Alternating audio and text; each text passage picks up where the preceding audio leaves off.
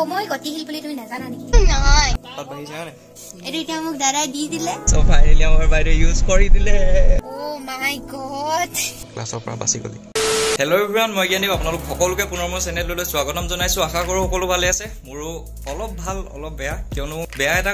কাৰণ জানুৱাৰী এবাৰ মোৰ খুব ধুনীয়া বিশেষ ষ্টাৰ্ট হৈছে আজি এই ব্লগটো লেট হোৱাৰ কাৰণো একেটাই যে 31 ডিসেম্বৰ ৰাতিৰ পৰা মানে তাৰ আগলৈকে ফিল হোৱা নাছিল একো কিন্তু ৰাতিৰ পৰা মানে মোক গুৰি দাঁত এটা ওলাইছে আৰু এই দাঁতটোৱে মানে ইমানেই বিহু দেখুৱাইছে মোক আগতেও দাঁত ওলাইছে কিন্তু ইমান বেছি বিষ মই কেতিয়াও পোৱা নাছিলো আৰু এবাৰ প্ৰথমবাৰ মানে মোৰ ইমান এই দাঁতটোৰ লগত ইমানখিনি বিহু দেখিছো মানে ৰাতি 1 বজাত মই ৰুমৰ পৰা গৈ ঘৰ পাই গৈছোগে এনেকুৱা অৱস্থা হৈছিল তো তাৰ কাৰণে ভিডিও দিয়াটো মোৰ পলম হ'ল আৰু লগতে মানে জানুৱাৰীও একদম খুব ধুনীয়া নতুন দাঁতে ষ্টাৰ্ট হৈছে মানে পজিটিভলি চাবলৈ গ'লে তেনেকৈ বিশেষ একো বেয়া হোৱা নাই ধুনীয়া ষ্টাৰ্ট হৈছে জানুৱাৰীটো লগতে আপোনালোকলৈ মোৰ ফালৰ পৰা নতুন বছৰ বহুত বহুত শুভকামনা যাচিছো সকলোৰে দিনবিলাক যাতে ভাললৈ আহে এতিয়াতো বহুতখিনি পৰিস্থিতি আমি পাৰ কৰি আহিলোৱে আৰু আহিবলগীয়া দিনবিলাক যাতে ভালে কুশলে পাৰ হয় সো তাকে আৰু মই বিশেষ একো নিবিচাৰো কিন্তু হ'লেও বিচাৰিম যাতে ভাল ভাল কামবিলাক আপোনালোকৰ সোনকালে আগবঢ়াব পাৰো তাৰ কাৰণে আপোনালোকৰ সাপোৰ্টটো অকমান লাগিব সদায় যেন সাপোৰ্টটো কৰি যায় আৰু আহিবলগীয়া দিনবিলাকত যিমান পাৰো ভাল ভাল কাম আপোনালোকলৈ কৰি যাবলৈ ট্ৰাই কৰি আজি এই ব্লগটি দিয়াটো পলম হ'ল সো তাৰ কাৰণে কোনো একো ভুল নবুজিব আৰু আজি আমি ঘৰৰ গোটেইকেইটি প্ৰাণী গৈ আছো অলপ ফুৰিবলৈ কিন্তু মোৰ অলপ কামৰ খেলিমেলি হৈছিল সো কামৰ মাজেৰে যোৱা হ'ল সেইটো কাৰণে ইমান বেছিও ফ্ৰীকে যাব নোৱাৰিলো মই সো তাৰ কাৰণে ব্লগটো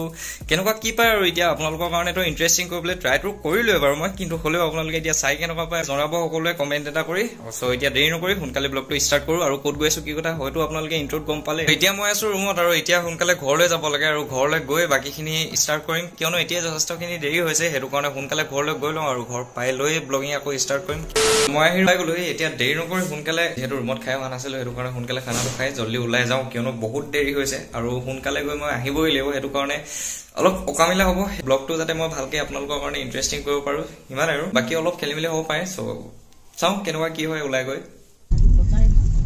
নমস্কাৰ আমি এতিয়া নয়ছো ক'ব লাগিব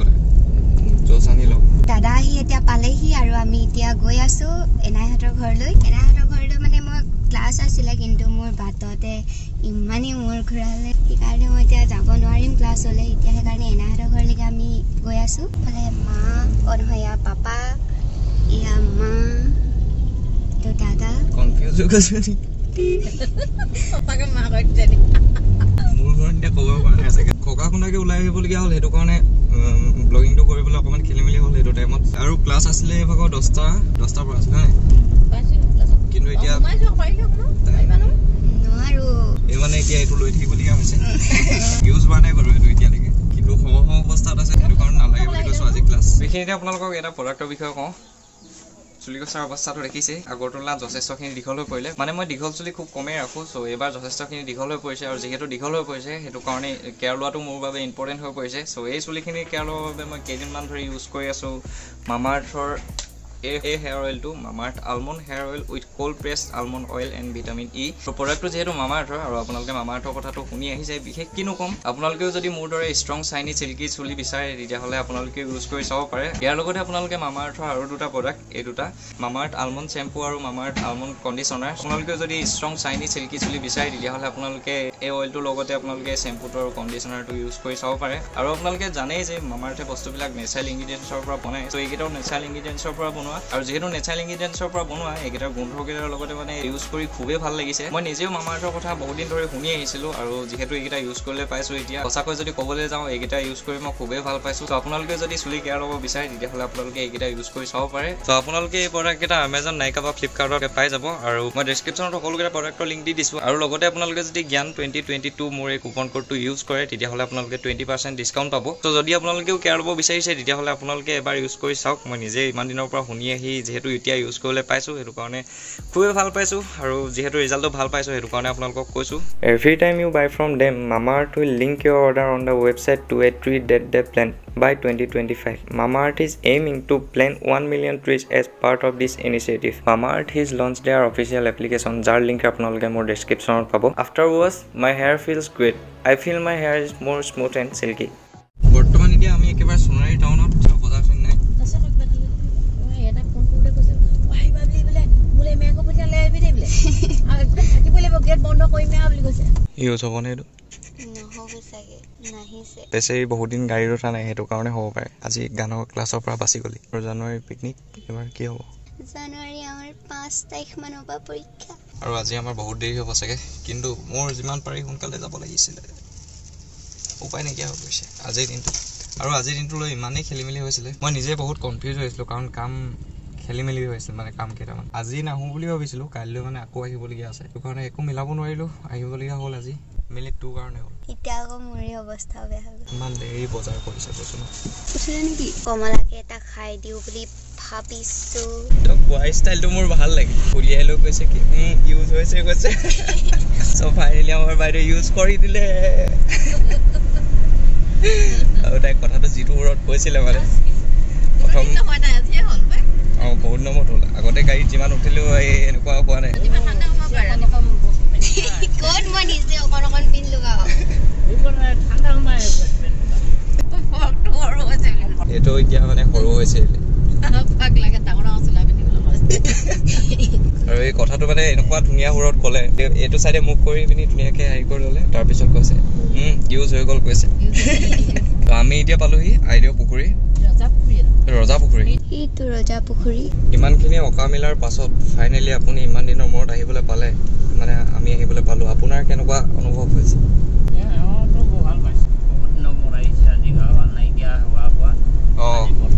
যিটো বেমাৰ এতিয়া ভুগি আছিলে সেই বেমাৰটোৰ পৰা অকণমান মানে প্ৰায়খিনি আজৰি হ'লে কিন্তু হ'লেও অকণমান ৰেষ্টৰ প্ৰয়োজন হৈ আছে আৰু সেইটো কাৰণে ৰেষ্ট লৈ আছে ভিডিঅ'টো কৈয়ে থাকচোন মায়ে আৰু ধুনীয়া কথা কৈ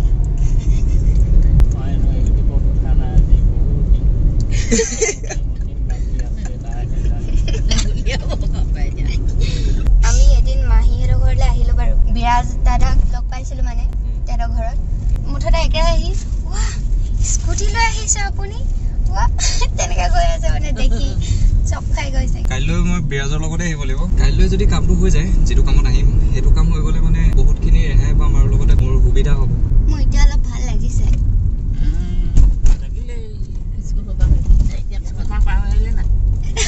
আমি কৰি দিলোঁ কাৰণে ভাল লাগিলে আকৌ এতিয়া স্কুলখন পাৰ হৈ অহাৰ কাৰণে ভাল লগা নহয় বাৰু সেইটো নহয়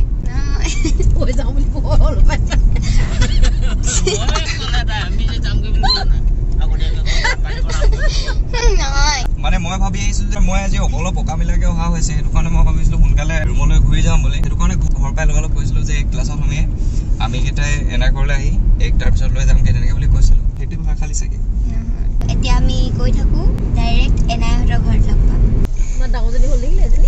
আমি পাই গ'লোহি এতিয়া এনাইহঁতৰ ঘৰ একেবাৰে ফ্ৰণ্টৰ আমি এতিয়া আৰু পোৱালিৰ উৎপাত বহুত বেছি হ'ল গৈছে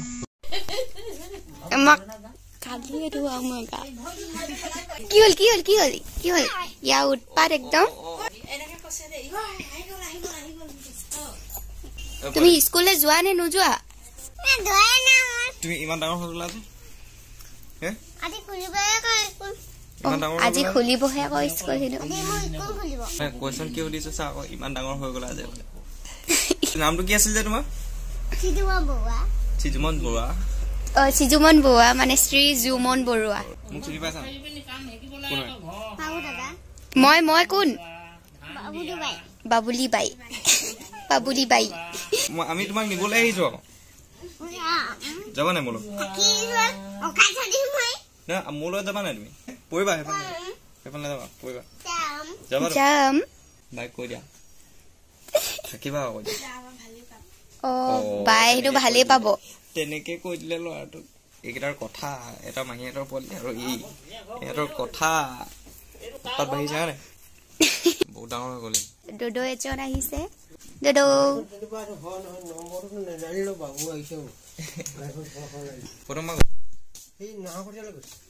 ইমান উপা বে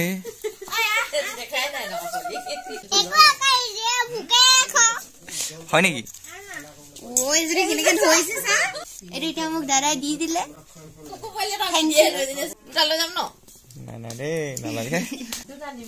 আমাৰ মেকুৰীজনীৰ লগতে অৱস্থা বেয়া হৈ গৈছে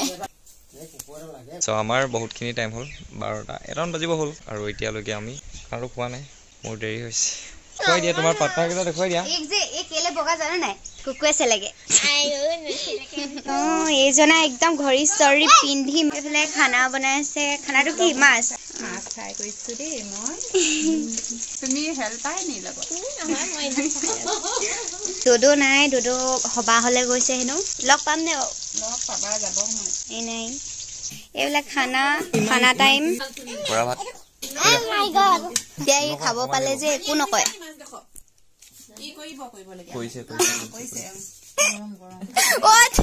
ঠাণ্ডা কৈছে মানে মাছ যদি বাই বাই আও দেই এতিয়া আমি এনাইহঁতৰ ঘৰৰ পৰা ওলাই আহিছো এতিয়া ডাইৰেক্ট ঘৰলৈ যাম চাগে পাছত আজি বহুত দিনৰ মূৰত আহিলো এনাইহঁতৰ ঘৰলৈ ভাল লাগিলে বেছি টাইমৰ কাৰণে থাকিব নাপালো অলপ টাইম থাকিলো খানাটো খালো এতিয়া ঘৰলৈ বুলি আহিছো কাৰণ মই সোনকালে ৰুম পাবগৈ লাগিব চ' সেইটো কাৰণে যিমান পাৰি এতিয়া সোনকালে যাব লাগিব টাইম হ'ল 2:30 আকৌ বোলে মাহীহঁতৰ ঘৰত সোমাই গৈ চ' তাতো এপাক এনেই দেখাটো দি লগালগ যাবগৈ লাগিব কাৰণ মই 4টা মানৰ আগতো পাবগৈ লাগিব মই টাইম অলপো নাপালো সেইটো কাৰণে ক'তো ওলাই যাবও নোৱাৰিলো অকল তাতে থকা হ'ল দাদাও নাছিলে আৰু মামাও নাছিলে অকল মামী আৰু এনাই আছিলে এইফালে হৈছে আমাৰ মাহীহঁতৰ পোৱালি এতিয়া আমি মাহীহঁতৰ ঘৰ পালোহি গৈছো মাহীহঁতি পোৱাহি নাই এইটো হৈছে আমাৰ মাহী মোলে পেন এটা আনিলে অ হাই বোলে মোলে পেন এটা কেনেকুৱা আনিলেনো জিন্স পেন আয়ো এক ছেকেণ্ড নতুন পেন দিনো এইটো দেই আকৌ তো মেইন মানুহটো ওলোৱা নাই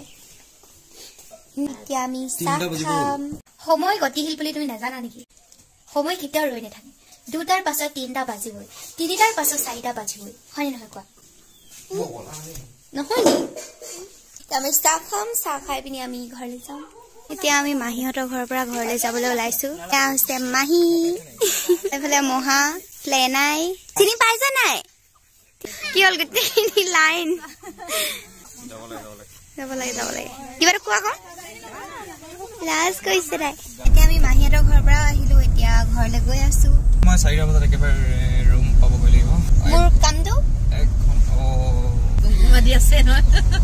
ইণ্টাৰেষ্টিং নো ঘটি আহি আছে নেপা ইহঁতৰ যুদ্ধখন কি যুদ্ধ আমি এটা ঘৰলৈ যাওঁ দেই সো ফাইনেলি আমি ঘৰ পাই গলো আৰু এতিয়া টাইম হ'ল 4টা বাজিলে 4টা বজাত মই মৰাণ পামগৈ বুলি ভাবিছিলো কিন্তু নাপাওঁগৈ আৰু 20 মিনিট বা আধা ঘণ্টাত পাই যাব লাগে এতিয়া আৰু আজি বহুত দিনৰ মূৰত এনাইহঁতৰ ঘৰলৈ যোৱা হৈছিল যিহেতু মোৰ অলপ খেলি মেলি হ'ল সেইটো কাৰণে ইমান হাৰিকে নিব নোৱাৰিলো মানে মই ইমান ফ্ৰী হৈ যাব নোৱাৰিলো মই সেইটো কাৰণে অকণমান খেলি মেলি হ'ল চাগে আৰু ব্লগটো মই কিমানখিনি পাৰিলো আজি সেইদিনাখনি এইবিলাক কেনেকুৱা পালা এইবিলাক মই মানে ফটোকেইটা মায়েহে দিলে দেই ষ্টেটাছ মই চাইছো অ মাই গড দেখি মানে কেনেকুৱা লাগিছে মোৰ ব্লগটোৰ দীঘল নকৰো চাগে নেকি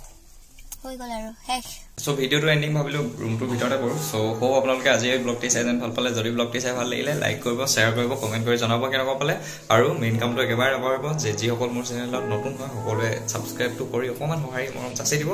লগতে আপোনালোকে ইনষ্টাগ্ৰামত ইউটিউবত আপডেটবিলাক সোনকালে পাব সেইটো জানে ইনষ্টাগ্ৰামৰ লিংক মই ডেছক্ৰিপশ্যনত দিয়া আছে ধন্যবাদ